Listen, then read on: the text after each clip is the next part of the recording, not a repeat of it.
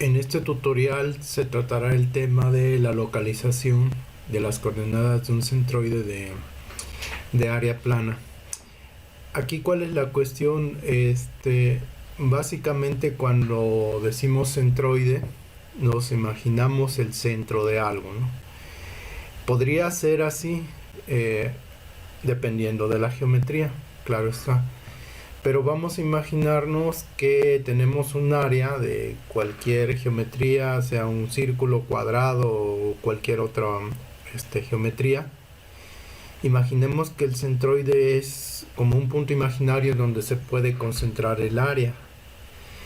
Ese tipo de conceptos más adelante son de gran utilidad para poder ubicar los ejes centroidales y, por ejemplo, en mecánica de materiales son muy útiles para evaluar los esfuerzos por flexión.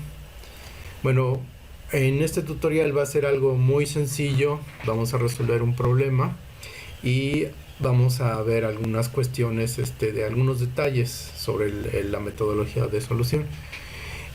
Los libros de texto, por ejemplo, este es el Byron Johnston, nos empieza a exponer la teoría básica, más que nada a partir de un sólido, de un volumen, que sería el centro de gravedad. Después se pasa a estudiar los centroides. Básicamente, las expresiones para la evaluación de estos son, dependiendo de la geometría, es la integral, ¿no? El área bajo la curva, de la cual se está evaluando precisamente el centroide. Aquí, si nos damos cuenta, si recordamos un poquito de este momento de una fuerza con respecto a un punto, los dos elementos básicos serían el brazo de palanca y precisamente la fuerza. Obviamente que debe estar a 90 grados y eso, ¿no? Pero para hacerlo más general y para hacer una analogía, si vemos aquí esta expresión, esta es una X centroidal o una distancia de una cierta referencia sobre el eje X o en la dirección X por un área. Entonces, básicamente esta X centroidal sería el brazo de palanca y esta área sería como, haciendo la analogía, como la fuerza, ¿no? Y entonces esta expresión se llama o se le denomina el primer momento de área, precisamente por la analogía que hay un brazo de palanca, ¿no? Después el libro sigue describiendo ciertos conceptos y aquí, por ejemplo, nos vamos a centrar en esta figura. Si nos damos cuenta, tenemos un área y habíamos dicho que el centroide es un punto imaginario donde se podría concentrar esto. Entonces, dependiendo precisamente de la geometría, es donde se encuentra. Aquí, esto es para una línea, que en otro tutorial lo trataremos. En este caso nos vamos a concentrar aquí. Bueno, básicamente aquí empieza a mencionar los primeros momentos de áreas y de líneas, ¿no? Como les había dicho, básicamente el primer momento de área sería denominado QY, cuando está involucrada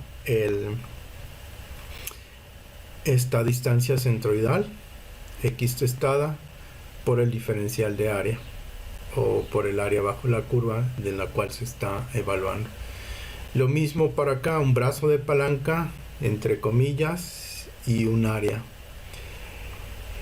De ahí, haciendo la simplificación, pues nos queda esta expresión que se utiliza bastante para el cálculo que vamos a estar realizando.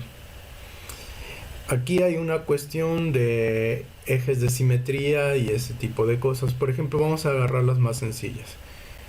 Aquí tenemos un triángulo, el cual vemos que tiene dos ejes de simetría por la cuestión de seguramente es un triángulo equilátero. ¿Por qué? Porque vemos que se trazan dos ejes.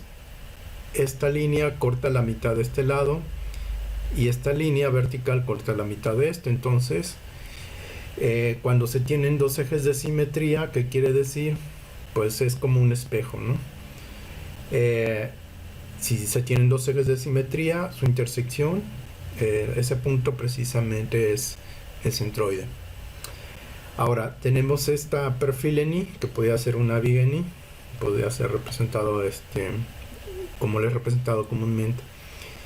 Vemos que tiene dos ejes de simetría y la intersección es el centroide. Aquí es un caso diferente.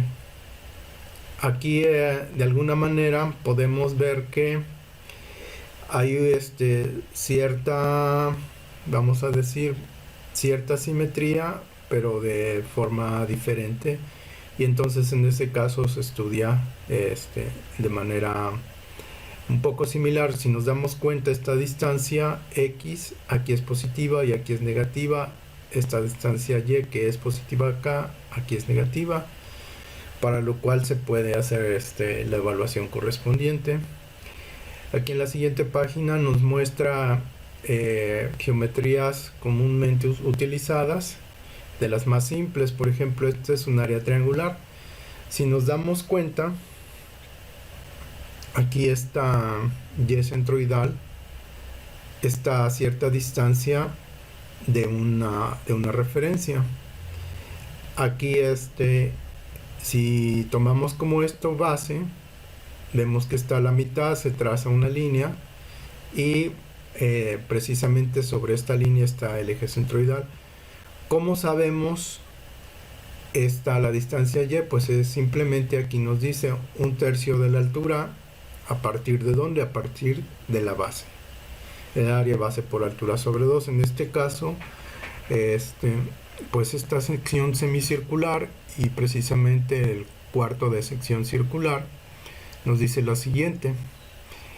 En este caso, esta X centroidal, ¿a qué distancia está del punto O? A 4 por el radio entre 3 por pi. En el caso del semicírculo, pues si tenemos un eje de simetría, precisamente aquí se ubicará el centroide. Nada más nos haría falta esta Y centroidal, que aquí nos dice igual 4 veces el radio entre 3 veces pi. Y así podemos ver otras secciones de interés. Aquí con más calma, y en otros problemas se pudiera ver cuál es la figura correspondiente en la cual queremos llegar. Y bueno, hay también figuras compuestas. Aquí, por ejemplo, en esta figura, ¿qué es lo que se puede hacer? Se puede dividir en triángulos y en un rectángulo, y así poder calcular el centroide, que es precisamente lo que vamos a hacer. Entonces yo escogí este problema para resolverlo. Aquí la variante que voy a hacer, y para comprobar resultados, es la siguiente. Aquí nos damos cuenta que el eje de referencia, X, está a 60 milímetros de esta arista. El eje Y de referencia está precisamente sobre este costado. Se hacen las operaciones y como resultado está esta X centroidal 54.8 a partir de este de eje de referencia, y esta Y centroidal 36.6 a partir de este eje de referencia. Como dije en un inicio, se realiza lo siguiente. Estaba el eje de por acá, entonces lo ponemos hacia acá abajo. ¿Qué es lo que podemos hacer? Pues podemos dividir, como se veía en el otro, en la solución del libro, lo siguiente. Aquí lo dividen en un rectángulo, aquí lo dividen en un triángulo, aquí en un semicírculo y aquí en una circunferencia o en un círculo. Vamos a hacer lo mismo. Vamos a tomar las mismas figuras y hacemos nuestros cálculos respectivos.